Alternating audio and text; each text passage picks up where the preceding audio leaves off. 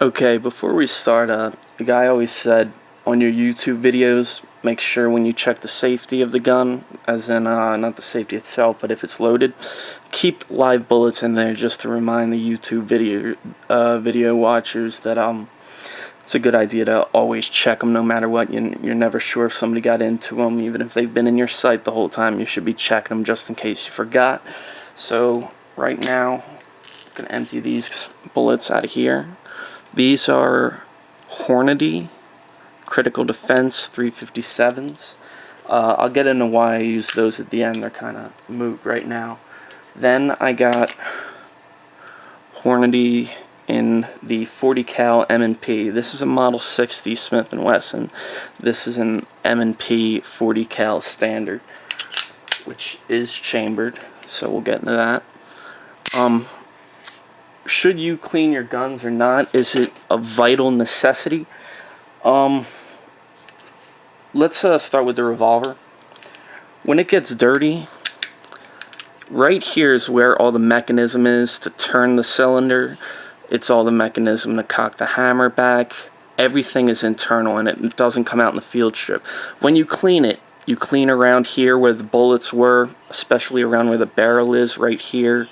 Also, you get some bullet gunpowder residue in here, and the barrel. But as for the internals, they pretty much go uncleaned, and that goes to show that when you clean this gun, is it going to make a big difference? Honestly, if I had to guess, no. But if you let it go so long that the powder residue got sticky from your last time you lubed it and got in here so that it wouldn't turn before your next rotation, you'd just be fiddling around with a gun that isn't turning right. And if it doesn't turn right, as you can see, the firing pin doesn't line up. And if the firing pin doesn't line up, it's not going to shoot. If you're not going to clean it, if you're just not going to do it, and there's no way to persuade you, I would recommend the revolver. Either way, you're still taking your chances if you don't clean it. The standard is 1 bullet to thousands of bullets. Right after you're done shooting, you clean it. That being said, about the revolver and it being a little bit more, how would you put it, durable as far as gun cleaning goes, they're not that durable compared to semi-autos. If I drop this on the ground hard enough, it will whack the cylinder out of place, and these little fine-tuned things here that keep it rolling and keep the hammer lined up with it. So now that you've seen the revolver and all you need to clean on it, basically when you see what you need to clean, you're going to see the necessity of what needs to be cleaned. And I would say this is a necessity to clean without a doubt. But if you're not going to clean it, if you're just not going to do it, then I know when this one girl I knew bought a gun from the range, she never shot it. She just loaded it with bullets and hoped it would work when the time came. As soon as you buy the gun, you try it. Once you know it works, you clean it. Once you clean it, you keep making sure everything's alright, and then you're good to go. So, what needs to be cleaned on a semi-auto? Well, that's a whole different story. We're going to use the little tool Smith & Wesson gave us at the bottom of this grip here.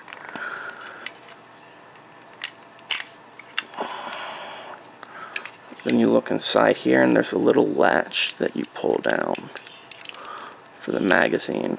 That'll, once it's down, thing making a Z shape, will allow you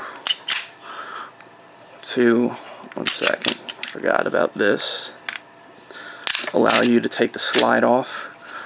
First, everything under here needs to be cleaned. Watch out over there. You don't want to mess around too much over there. That's where the fine tuning is, just like on a revolver. You don't need to clean all that much over here, and it doesn't get that dirty. A toothpick is what you use over here. Over here, a lot of people use towels. You want to get the heavy-duty gunpowder off of there. And you clean all over this spring until it's good to go. You clean all over the barrel, all over the inside, and all over the inside of the barrel, and all over here. Once you're done cleaning pretty much everything in the topper end of this gun, you're good to go. So as you can see, there's a lot more to clean here, and this is where metal meets metal, okay? And when it slides back and forth, let me just get this together here. When it slides back and forth,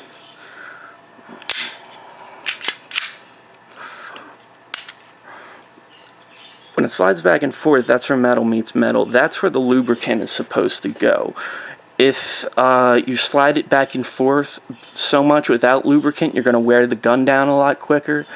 Also, how dirty your gun gets doesn't so much depend on the cleaner, because if you use the hops, the standard, it's going to evaporate pretty quick. But you have to make sure the hops is dry before you put the lube on. And if you put normal gun lube on, what that does is that actually attracts the gunpowder and makes it much more gooey. And what you have to worry about is if that gooey gets too much, the gun won't slide back all the way, it won't eject the bullet, and you'll either get one shot out of the gun and break it, or if you're trying to cock it yourself, it'll be too sticky and just too much to cock it back, and then you'll never get that bullet going. And when you take a gun out on a person, they know you just tried to kill them, so if they see you having problems with your gun, if they get the upper hand on you, they are going to kill you. That's basically the way it goes. That's why you want to use responsibility when using it for defense. That being said, I use synthetic lube. I get it off the internet.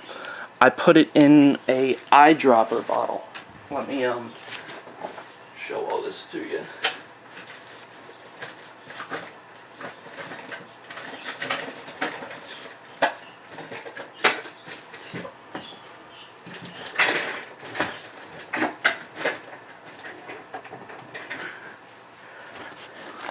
This is the brand of it, Liberty Oil Products. I get it on eBay. It's synthetic lubricant. It's made for guns. It has a picture of the gun right next to it on there. I didn't like this tip of it being so delicate, so that when I put it in my bag, it'll just turn off and then go all over the place. So what I do is I fill it up with this, and I suck this up and in, and then I put it on my finger. And about 4 finger dabs will do a whole semi-auto gun. This whole thing will do about, wow, if I have to think about it, like 300 to 500 gun cleanings. There's a ton in this 1 fluid ounce. And you'll look at it and it'll be all shiny and it'll be a real thin coat. Then when you put it in the gun, what'll actually happen is all the places where metal doesn't meet metal, it'll evaporate, and your synthetic gun lube will evaporate in all of the parts where it does not need to be. So when it goes back and forth where metal meets metal, there's no air in that metal space to evaporate, and if there is, not enough. So that's good. However, when you get a larger size, larger caliber barrel, you're gonna want to lube that barrel once a week. If you know you're going to be shooting it, going to the range, lube it right before the range. I always, when I go to buy a new gun, bring a little bit of a gun cleaner with me and a jag, so that I lube up that barrel before I get going with the gun. Because either the new gun has been sitting there forever, or if I don't know the utensils they cleaned it with, I shouldn't be confident firing that firearm. So, that being said, we'll talk about the Hornadys. The different types of gunpowder you use can affect it. If you remanufacture bullets and use lead tips, the lead can actually get into the residue. These are the Hornadys. They're hollow points with a little rubber stopper for extra penetration. And the top of it is, the sheets of metal are just a little bit thinner than the normal hollow points, and then they get much thicker as they go down, and what that allows is just a little bit extra penetration before it starts to expand, and I like that. Also, the gunpowder that they use in it is slightly more potent than the regular gunpowders, and a 40 cal is already using a Magnum powder load, which is considered above and beyond. This is actually adds feet per second while the projectile weighs the same compared to other hollow points, which means they're using stronger gunpowder unless they change the shape of the bullet, which would ruin every gun.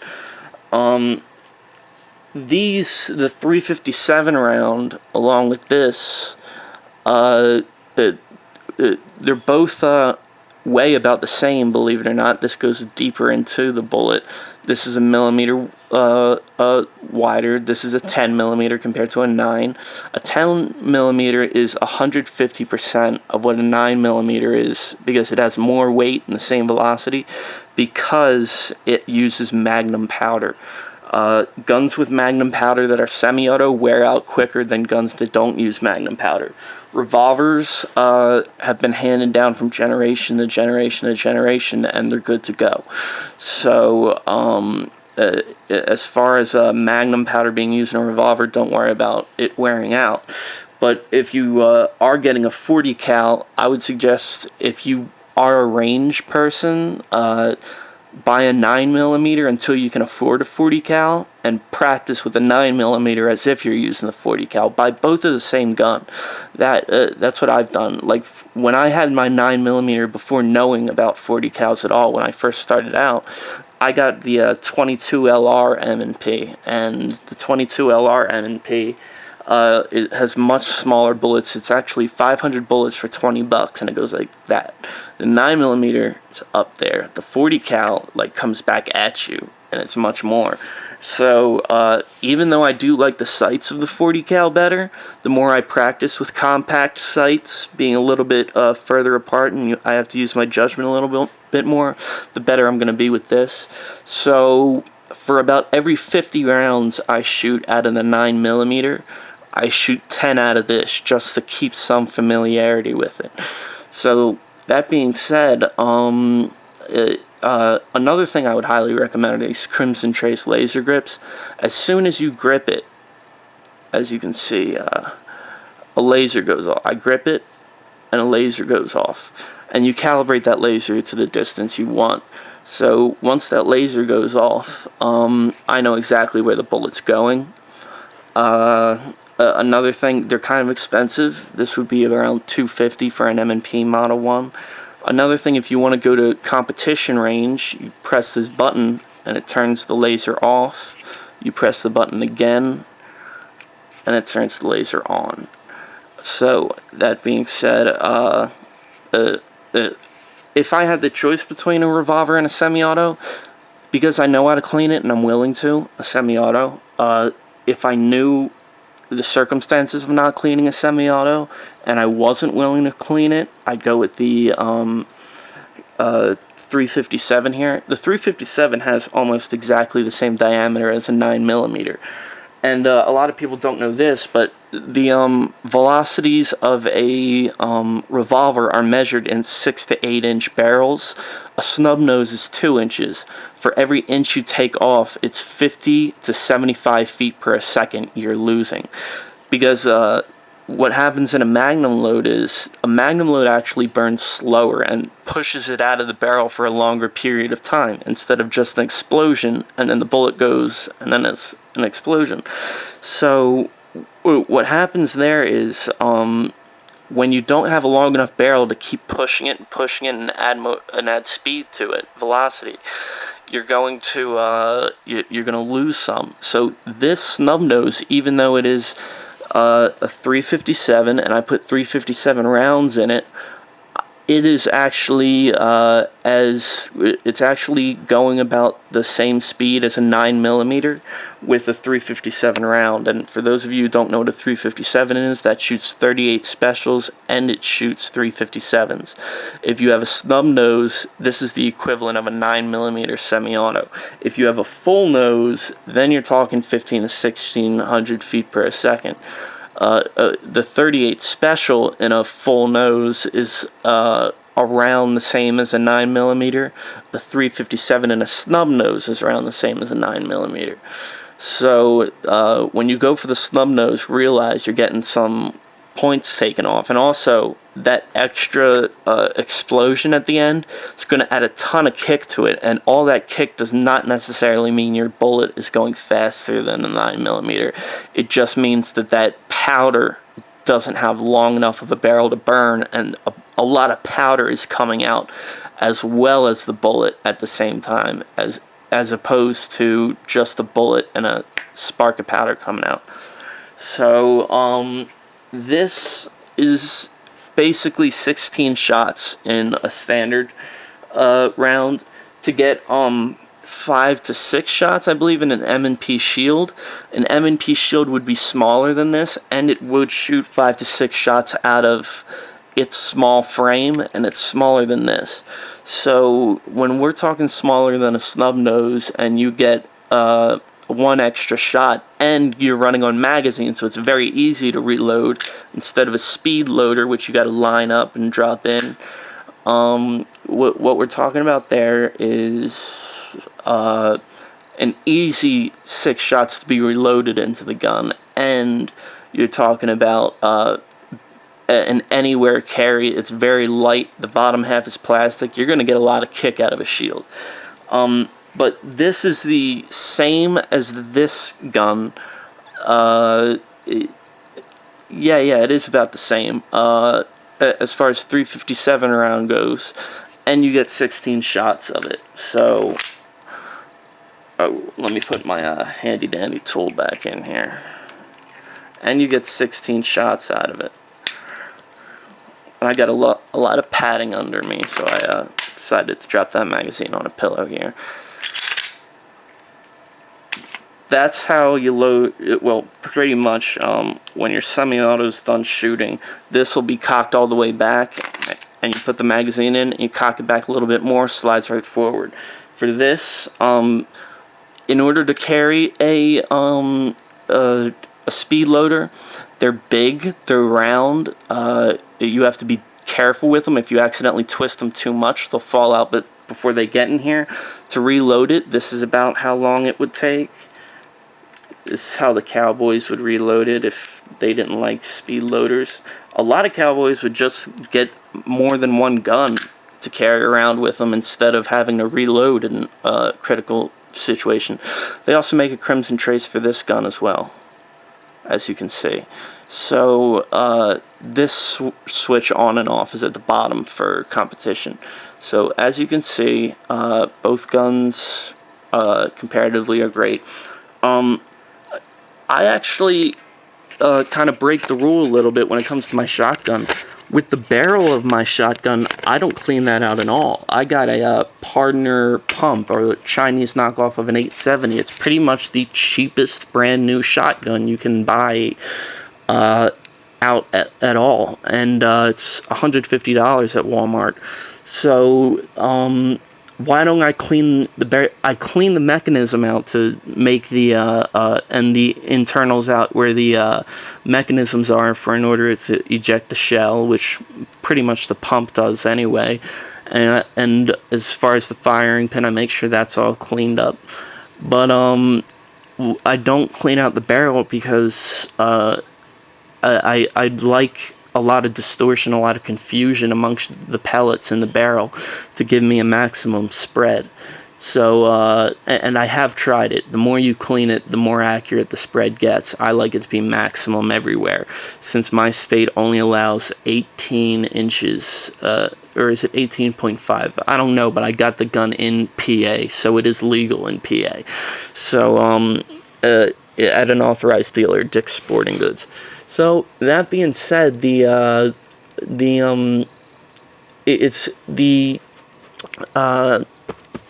shotgun, I don't clean the barrel out. So if you know how a gun works, you can clean out some of it to your advantage and leave the rest to go. Cleaning a shotgun is also a horrible thing to go through. Believe it or not, it's just a pain. So that being said, shotguns are great. In my opinion, the best gun ever made was the shotgun. They originally made it because I think it was the Revolutionary War, when they would either run out of cannonballs or they were being stormed up a hill and people were running up a hill, they would load it with glass and nails and extra musket balls and just anything at all, and splatter out a shot amongst a ton of guys running up a hill. And that's how the shotgun came about. They're like, can we make this a mobile weapon? And that's how it came about. Now, they made the sawed-offs illegal because it's more efficient for drive-bys than even an automatic weapon. It's one shot and you aim it and it's the spread and it's done. And there's a lot of innocent bystanders that get shot if you're using a shotgun with a lot of spread and you don't know what you're doing. When you're shooting a shotgun, you should take it to the range and know exactly how much the spread will be before you shoot it, because if you live in an apartment, that'll go right through your door into someone else's. This guy here actually has the spread of a sawed-off shotgun, but not the amount of pellets. This is what's known as the Governor Smith & Wesson revolver that shoots short 410 shotgun shells, 45 ACP, as well as what's the other one? 45 long Colt. So these are the little pellets that come out of it. There's 4 pellets in those. Those are for penetration. This guy here has 2 discs and 12 pellets coming out of it. So that there has a lot of one second, am I zooming in here? That there has a lot of confusion going on between those pellets and gives you a great spread. Also, on a revolver, in a Smith & Wesson, you line it up with the barrel. The one to the right of which you loaded will be which shoots first. It rotates counterclockwise. When you line it up with the barrel, that's not the bullet or shell that's going to be shooting. A Colt is backwards. It goes the other way. So, the very popular model among these 410 revolvers is what's known as the Taurus Judge. Most Taurus Judges have 5 rounds. This is light and balanced in all the areas it needs to be. They make it somewhat out of aluminum, somewhat out of steel. The kick is actually pretty impressive for for what it's shooting out of it. It's well maintained. Like I said, I got a Crimson Trace on everything. Also, let's say over there about 10 yards. This will tell me where the center of that spread should be, but when it comes to a spread, nothing's 100%. Also, this is how big the spread would be at this much yardage. A lot of people who don't want to get into the specifics of shotguns or have a whole shotgun or learn how to use it buy one of these or a Judge. They fill it up with all home defense ammo, which is actually these critical defenses sell extremely well because people load up their Judges with them. I would say for every 8 Judges sold, 1 Smith & Wesson Governor is sold. Smith & Wesson Governor costs more because you're getting a better brand, a better gun, just all around. This is what, I'm not even going to put my face up to it, this is what a .45 caliber barrel looks like. That's something you need to lube before you take it to the range and shoot it. Because the more caliber in the barrel, the more air is getting into the barrel and the more it's going to evaporate. So my dad, who doesn't want to get into learning how to using a normal shotgun, will be happy to reach to his right and reach over to his left or right and take out his Governor and shoot through a wall if he has to defend himself. But that being said, those are the different types of guns, what you need to clean and take care.